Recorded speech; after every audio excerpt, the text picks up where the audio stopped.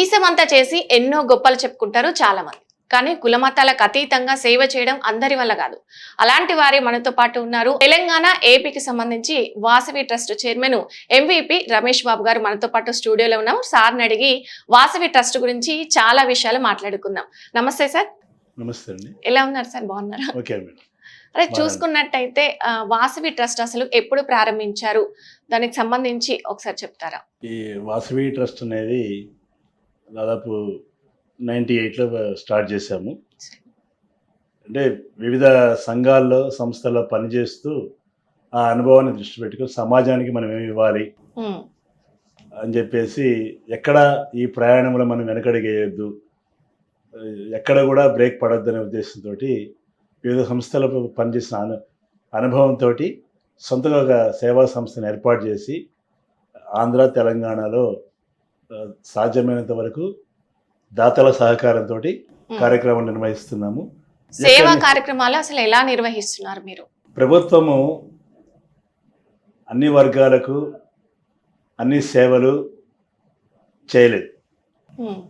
ప్రభుత్వం అందించేటువంటి సహకారం కానివ్వండి, వాళ్ళ నిధులు కానివ్వండి, అందరికీ చేరాలంటే కొంచెం ఇబ్బంది అవుతుంది.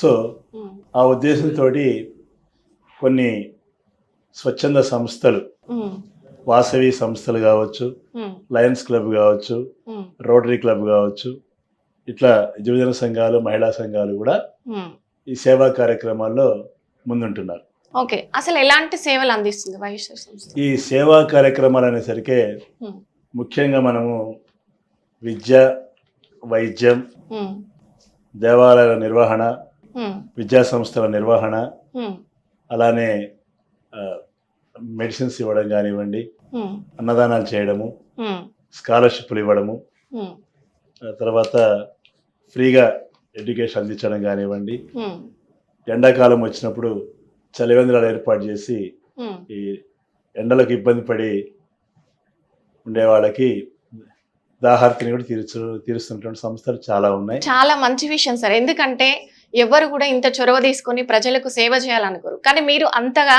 ప్రజలకు సేవ చేయాలనే ఆలోచన అసలు ఎలా వచ్చింది మీకు? అంటే అంత మంచి హృదయం మీకు ఎలా వచ్చింది? అంటే ఎవరైనా ఇన్స్పిరేషన్ ఉన్నారా మీకు? అంటే ఏదైనా ఆలోచన వచ్చి నేను ఏదో ఒకటి చేయాలి ప్రజలకని మీ సొంతంగా నిర్ణయం తీసుకున్నారా? అంటే జనరల్గా పుట్టి పెరిగిన కాడి నుంచి కూడా పెరిగిన వాతావరణంలో ఈ సేవా సంస్థల యొక్క అనుబంధం కావచ్చు, వాటితో కలిసి పనిచేయడం వల్ల మొదటి నుంచే ఉంది, చిన్నతనం నుంచి ఉంది. అలానే మాకు మెయిన్గా ఎన్టీ రామారావు గారు స్ఫూర్తి, చంద్రబాబు నాయుడు గారు, వీళ్ళు ఏంటంటే వీళ్ళు కూడా ఒక ఎన్టీఆర్ ట్రస్ట్, క్యాన్సర్ హాస్పిటల్ ఏర్పాటు చేసి ప్రజలకు సేవలు అందిస్తున్నారు. సరే, మనం వాళ్ళ స్థాయిలో చేయలేకపోయినా ఉడతా భక్తిగా మన వరకు కొంత చేయాలి అనేటువంటి వివిధ సంస్థల్లో పనిచేయడం, స్థానికంగా జిల్లా స్థాయిలో, రాష్ట్ర స్థాయిలో పనిచేసి ఈ పరిచయాల ద్వారా ఎవరికైతే ఏ అవసరం ఉందో వాళ్ళకి స్పందించి మనం సహాయం చేయడం అనేది ముఖ్య ఉద్దేశము. అంటే జనరల్గా కూడా అందరూ ఏమనుకుంటారంటే ఏదంటే పైవాడు చూస్తాడు, దేవుడు చూస్తాడు, భగవంతుడు ఉన్నాడులే అంటాడు. దేవుడు ఎవరో కాదు, మీలాంటి మంచి మనిషి రూపంలో. దేవుడు అనేవాడు ఎక్కడి నుంచో రాడు, మనుషుల్లో నుంచే వస్తారు. కొంతమంది అడుగుతుంటారు, ఎందుకు చేయాలి ఇవన్నీ, ఏం అవసరము, మీకు ఎవరైనా చేయమని చెప్పారా అని చెప్పేసి అంటారు. అదే మన మనసులో నుంచి వస్తుంది, మన హృదయం నుంచి వస్తుంది. చెయ్యాలి, మన చుట్టుపక్కల వాళ్ళకి హెల్ప్ చేయాలి, అలాంటి మంచి మనసు మీకు ఇచ్చాడు దేవుడు అని అనుకుంటున్నాను. సాధ్యమైనంత వరకు నాకున్నటువంటి అవకాశాలు, నాకున్నటువంటి వనరులు, నాకున్నటువంటి ఫ్రెండ్స్ కానివ్వండి, బంధువుల యొక్క సపోర్ట్ కానివ్వండి, సర్వీస్ చేస్తూ అసలు ఓవరాల్ గా ఈ సేవా కార్యక్రమాలు అసలు ఎట్లా ఉన్నాయనే ఉద్దేశంతో మనం ఇక్కడ మాట్లాడే సందర్భం వచ్చింది. ఓకే, అయితే ఇప్పుడు కరోనా సమయంలో కూడా మీరు చాలా సేవలు అందించారని చెప్పారు. ఏమేం చేశారు అసలు? అంటే దానికి సంబంధించి ప్రజల మద్దతు కూడా ఎలా ఉంది? మీరు చేసే సేవలు అందించారు కదా, దానికి సంబంధించి ప్రజలు ఎలా స్పందించారు దీనిపై? కరోనా టైంలో ఎవరు బయటికి వెళ్ళి వస్తువులు కానీ ఏదైనా పనులు కానీ చేసుకునేటువంటి పరిస్థితి లేదు. వాళ్ళ వ్యాపారాలు పూర్తిగా కుంటుపడ్డాయి. తర్వాత దానికి సంబంధించిన జీవనోపాధి కానివ్వండి, లేదా వాళ్ళు చేసేటువంటి వాళ్ళకి అవసరమైనటువంటి తిండి తిప్పల గురించి కానీ ఉమ్, చాలా ఇబ్బందులు ఎదుర్కొన్నారు. ఉమ్, అట్లనే హాస్పిటల్లో పేషెంట్స్ ఉండడం, వాళ్ళకి హెల్ప్ చేయలేకపోవడం, ఉమ్, వాళ్ళని ఎట్లా చేయాలని చెప్పేసి అందరం కూడా ఉమ్, ఆంధ్రాలో కానివ్వండి, తెలంగాణలో కానీ ఫ్రెండ్స్ అందరం కలిసి ఉమ్. డిస్కస్ చేసుకొని, అంటే ఏది చేసినా మనం ఒక్కడమే చేయలేమండి, అవును, నలుగురు సహకారం కావాలి. అవును. ఇప్పుడు విజయవాడ, నర్సాపేటలో కూడా మా ఫ్రెండ్స్ కొంతమంది ఈ కరోనా టైంలో అక్కడ మాస్కులు పంచడం, శానిటైజర్స్ పంచడం, ఉమ్, తర్వాత కిరాణా సరుకులు ఇవ్వడం, ఉమ్, చిన్న చిన్న ఉద్యోగాలు చేసుకునే వాళ్ళకి, చిన్న చిన్న పనులు చేసుకునే వాళ్ళకి కూడా వాళ్ళకి ఇంటికి చేర్చడం, ఉమ్, ఈ కిరాణా సరుకులు కానివ్వండి, ఫుడ్ ప్యాకెట్స్ చేయడం చేశాం. అలానే ఇక్కడ హైదరాబాద్లో కూడా ఉమ్, ఆ, ఇట్లనే కరోనా టైంలో మాస్కులు పంచాము, ఉమ్, శానిటైజర్స్ పంచాము. ఉమ్, చిన్న చిన్న ఉద్యోగస్తులకి ఉమ్, వాళ్ళకు కూడా అందరినీ ఒకరోజు మనం గ్యాదర్ చేసుకొని ఉమ్, వాళ్ళకి కిరాణా సరుకులు ఇవ్వడము, కొన్ని కాలనీల్లో ఫుడ్ ప్యాకెట్స్ డిస్ట్రిబ్యూట్ చేయడము, ఉమ్. ఇవన్నీ చేయడం జరిగింది. ఓకే. అంటే ఇప్పుడు ప్రభుత్వ సహకారం ఏమైనా ఉందా మీకు? మీరు చేసే సేవా కార్యక్రమాల్లో ప్రభుత్వం ఏమైనా సహాయం అందిస్తుందా మీకు? అంటే ప్రభుత్వ సహకారము ఉంటుంది, కానీ అది సరిపోదు. ఓకే. భవిష్యత్ కార్యక్రమాలకు ఇంకా ప్రభుత్వం నుంచి సపోర్ట్ వస్తే, ఇప్పుడు ప్రభుత్వం కూడా కొన్ని చోట్ల ఫండ్స్ ఇస్తూ కొన్ని ఆర్గనైజేషన్స్ని కూడా ఎంకరేజ్ చేస్తుంది. ఉమ్, బట్ ఏంటంటే మనం చేసే కార్యక్రమాలకి ప్రభుత్వం నుంచి కూడా సపోర్ట్ ఉంటే, ఉమ్, ఇప్పుడు చేసేటువంటి 100 మంది చేసే సహాయ కార్యక్రమాలు మనం 1000 మందికి, 10,000 మంది వరకు కూడా చేసుకోవచ్చు. ఉమ్, భవిష్యత్తులో కూడా మనం ఇంకా ముందుకెళ్ళాలా. ఉమ్. ఆ, సమాజంలో ఉన్నటువంటి- భవిష్యత్తులో మీరు ఎలాంటి కార్యక్రమాలు ఇంకా పెద్ద ఎత్తున చేయాలనుకుంటున్నారు కదా, దానికి సంబంధించి మాకేమైనా చెప్తారా? ఇప్పుడున్నటువంటి కార్యక్రమాల సేవల కంటే కూడా ఉమ్, ఇంకా ముందు ఇంకా మంచి కార్యక్రమాలు, ఉమ్, అంటే అప్పటికప్పుడు ప్రస్తుత పరిస్థితులను బట్టి ఉమ్, ప్రజలకు ఏం అవసరము. ఉమ్, ఇప్పుడు ఎక్కువగా మనం ఫేస్ చేస్తుంది ఏంటంటే ఉమ్. హెల్త్ ఇష్యూస్ చాలా వస్తున్నాయి. అవును. తర్వాత కొంతమంది చదువుకోవడానికి ఉమ్, ఫీజులు కట్టలేక, పేరెంట్స్ లేక, తండ్రి ఉంటే తల్లి లేక, తల్లి ఉంటే తండ్రి లేక, ఉమ్, ఇట్లా చాలా ఇబ్బందులు ఫేస్ చేస్తాం. మాకు వారానికో 2 రోజులకో ఉమ్, కంపల్సరీగా ఫోన్ కాల్ వస్తుంది, సార్ ఇట్లా ఇబ్బందుల్లో ఉన్నాము, ఉమ్, మా పిల్లల స్కూల్ ఫీజు కట్టండి, కాలేజ్ ఫీజులు కట్టండి, ఉమ్, లేకపోతే హాస్పిటల్లో ఉన్నాము, ఉమ్, సర్జరీ కావాలి. మరి ఇవన్నీ మనం కూడా, ఉమ్, అంటే ఇప్పుడు చాలా సంస్థలు చాలా విధాలుగా చేస్తున్నాయి. ఉమ్, కానీ నేను అందరినీ కూడా కోరేది ఏంటంటే మనం ఒక ప్లాట్ఫామ్ మీద అందరూ కూడా మాట్లాడుకొని, అందరూ కూడా స్ట్రీమ్ లైన్ చేసుకొని ఉమ్, ఈ సర్వీస్ని ప్రాపర్గా చేసుకుంటే అసలు మన పేదరికం అనేది లేకుండా చేయొచ్చు. ఉమ్, ప్రభుత్వం చేసినా, సంస్థలు చేసినా ఉమ్. పేదరిక నిర్మూలనే అల్టిమేట్. మనం అవును, పేదరికం అనేది ఉండకూడదు. అవును. ఇప్పుడు పెద్దవాళ్ళు చెప్పేవాళ్ళు, ఉమ్, పేదరికం కారణంగా ఎవరు కూడా చదువు మానేయొద్దు, ఉమ్, అనారోగ్యం కాకూడదు. దానికి ప్రభుత్వ పాఠశాలలు కావచ్చు, ప్రభుత్వ కాలేజీలు కావచ్చు, ఉమ్, అలానే ప్రభుత్వ వైద్యశాలలు కూడా ఉన్నాయి. ఉమ్, దురదృష్టవశాత్తు ఏంటంటే కార్పొరేట్ సిస్టమ్ వచ్చి ఉమ్, ఈ స్కూళ్ళు, కాలేజీలు, అలానే హాస్పిటల్స్ ఉమ్, కొంత ఒక వ్యాపార ధోరణిలో ఉన్నాయి. ఉమ్, వాళ్ళు కూడా కొంచెము ఆలోచన చేయాలి. ఉమ్. సరే. అయితే ఏదైతే మీరు చెప్పినట్టు సార్, నిజమైన చాలా వాల్యుబుల్ విషయం చెప్పారు. ఈ కాలేజీలు కానీ, స్కూల్ కానీ విపరీతంగా వ్యాపారం చేయడానికే ప్రయత్నిస్తుంది. ఒకప్పుడు అలా లేదు సార్. మేము చదువుకున్నప్పుడు అవును, కొంచెం మంచిగా ఉండే, అవును. కానీ ఇప్పుడు మొత్తం వ్యాపారం చేసేసారు విద్యని. అవును. అసలు ఎక్కడ చూసినా లక్షల లక్షల డొనేషన్లు. అవును. ఈ రోజు ఎల్కేజీ, యూకేజీ వాళ్ళకే ₹1,00,000 ఫీజు. అవును. అసలు ఏంటి సార్ అంటే, ప్రభుత్వం వీటిపై అవగాహన తీసుకురావాలి, మీలాంటి పెద్దలు మాట్లాడాలి ముందుకెళ్ళి. అంటే ముఖ్యంగా విద్య చాలా ఇంపార్టెంట్ సార్. విద్య, వైద్యం అనేది ఇవి 2 ఫ్రీగా ఇస్తే ప్రభుత్వాలు కూడా ఇంకేమి కూడా మనకు ఫ్రీగా ఇవ్వాల్సిన అవసరం లేదు. మేబీ అవునండి, అవును. మీలాంటి పెద్దవాళ్ళు దీన్ని కొంచెం గట్టిగా వాదిస్తే చాలా బాగుంటుంది. మీరు చాలా మంచి విషయం కూడా మాట్లాడారు. ప్రభుత్వం కానివ్వండి, ప్రజాప్రతినిధులు కానివ్వండి, ఉమ్, ప్రభుత్వ ఉన్నతాధికారులు కానివ్వండి, ఉమ్, సిస్టమ్ని ప్రాపర్గా మానిటరింగ్ చేయాలి. అవును. గవర్నమెంట్ స్కూల్ కానివ్వండి, గవర్నమెంట్ హాస్పిటల్ కానివ్వండి, ఉమ్, మనము ఎన్ని ఫండ్స్ ఇస్తున్నాము, అవి ఎక్కడికి చేరుతున్నాయి, నిజంగా అవసరం ఉన్న వాళ్ళకి చేరుతున్నాయి అనేది దీని మీద ఒక కంట్రోలింగ్ సిస్టమ్, ఒక మానిటరింగ్ సిస్టమ్ ఉండాలి. ఉండాలి. దీన్ని ఎవరో ఒకళ్ళు సూపర్వైజ్ చేయాలి. లేకపోతే ఏమవుతుంది అంటే ఫండ్స్ పక్కదారి మళ్ళీ చేరాల్సినటువంటి పేదవాళ్ళకు చేరు, కొన్ని మిస్యూజ్ అవుతున్నాయి. ఉమ్, దానివల్ల ఏమవుతుందంటే పేదరికం అనేది పెరిగిపోతా ఉంది. వీటన్నిటి మనం సక్రమంగా నిర్వహించగలిగితే, విద్య అనేది నేర్పించగలిగితే మనము, అతను ఇంటర్మీడియట్ చేసో డిగ్రీ చేసో బీటెక్ చేస్తే భవిష్యత్తులో మంచి పొజిషన్లో స్థిరపడతారు. వాళ్ళ కుటుంబాన్ని అట్లనే సమాజాన్ని కూడా వాళ్ళు ఆదుకున్నట్లు అవుతుంది. వాళ్ళకు కూడా మనం భరోసా వస్తుంది, వాళ్ళ ఫ్యామిలీ కూడా ఒక భరోసా కల్పించిన వాళ్ళం అవుతాం. డబ్బులు ఉన్నాయి, వాటిని ఎలా వాడుతున్నాం, ఎలా ఖర్చు పెడుతున్నాం, ఎవరికి చేరుతున్నాయి అనేది కూడా ప్రభుత్వము అధికారులు కూడా ఆలోచించాలి. సో ఇప్పుడు ఆ ఫందాలోనే మనకు కొన్ని స్కీమ్స్ కూడా గవర్నమెంట్లు పెట్టినాయి. అవి ఏంటంటే, ఒకటి ఫీజు రియంబర్స్మెంట్. ఈ ఫీజు రియంబర్స్మెంట్ వల్ల యాక్చువల్ పెట్టిన ఉద్దేశం మంచి ఉద్దేశమే.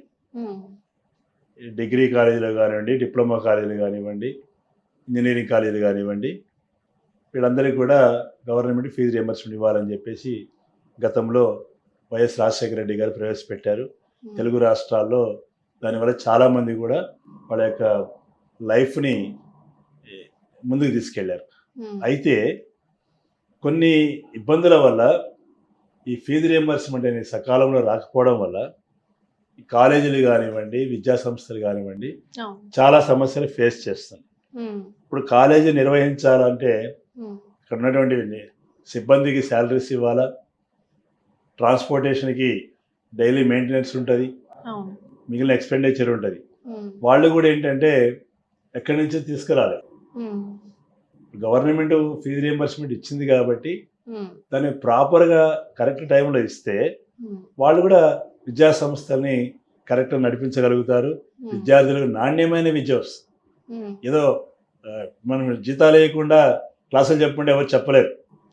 వాళ్ళకేంటే కరెక్ట్గా మన టైంకి శాలరీస్ ఇస్తే వాళ్ళు కూడా సాటిస్ఫాక్షన్ అయ్యి ఇన్ టైంలో పిల్లలకు కావాల్సినటువంటి మంచి మెరిట్ క్వాలిటీ ఎడ్యుకేషన్ ఇవ్వడానికి అవకాశం ఉంది.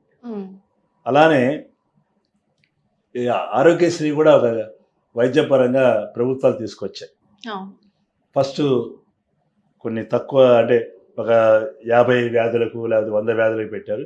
ఇప్పుడు అవి దాదాపు 1000 రకాలైనటువంటి వ్యాధులకి ఆ స్కీమ్ని విస్తరించారు. అయితే అక్కడ కూడా ఆర్థిక ఇబ్బందులు వచ్చినాయి. ఆంధ్రాలోనైనా తెలంగాణలోనైనా ప్రభుత్వాలు వాళ్ళు చేసేటువంటి ఈ కార్యక్రమాల్లో ఈ ఆరోగ్యశ్రీ సంబంధించి హాస్పిటల్స్కి సరైన టైంలో వాళ్ళు డబ్బులు అందించలేకపోతున్నారు. దానివల్ల ఏమంటున్నారంటే, హాస్పిటల్కి పోగానే ఆరోగ్యశ్రీనా మా దగ్గర లేదు, లేదా మేము తీసుకోవట్లేదు అని కొంచెం ప్రజలకు ఇబ్బంది కలిగిస్తుంది. ఫండ్స్ రాకపోవడం వల్ల వాళ్ళు కూడా చేతులెత్తే పరిస్థితికి వచ్చింది, హాస్పిటల్స్ యాజమాన్యాలు కూడా. ఓకే.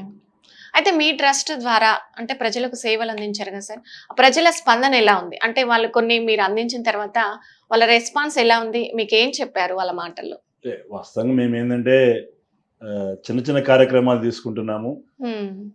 వాటి వల్ల ఏంటంటే మనము ఒక సంవత్సరం సర్వీస్ యాక్టివిటీస్ చేస్తే సెకండ్ ఇయర్ ఆటోమేటిక్గా వాళ్ళే అడుగుతుంటారు, సార్ లాస్ట్ ఇయర్ మీరు బుక్స్ పంచారు కదా, అది ఎగ్జామ్ ప్యాడ్స్ పంచారు కదా, అది మెడిసిన్స్ ఇచ్చారు కదా, లేకపోతే ఇంకా వేరే ఏమైనా సర్వీస్ యాక్టివిటీస్ ఉన్నాయప్పుడు మీరు అప్పుడు చేశారు కదా, ఈ సంవత్సరం చేస్తున్నారా, ఈ సంవత్సరం కూడా మాకు హెల్ప్ చేస్తారనేటువంటి ఒక వాళ్ళకంటే ఒక స్పందన వస్తుంది.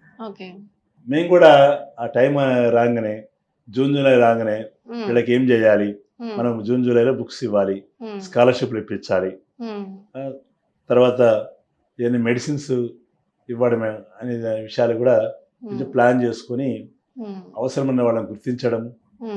స్కాలర్షిప్స్ కూడా వివిధ సంస్థలు అంటే మేము ఒక ప్లాట్ఫామ్ మాది, అంటే మొత్తం డబ్బులని మేమే పెడతామని ఏం లేదు, మాకున్నటువంటి పరిధిలో మేము కొంత ఖర్చు పెడుతూ తర్వాత సమాజంలో ఉన్నటువంటి ఎవరైతే హెల్ప్ చేస్తారో వివిధ సంస్థల యొక్క సహకారంతో సమాజానికి మనం హెల్ప్ చేస్తున్నాం.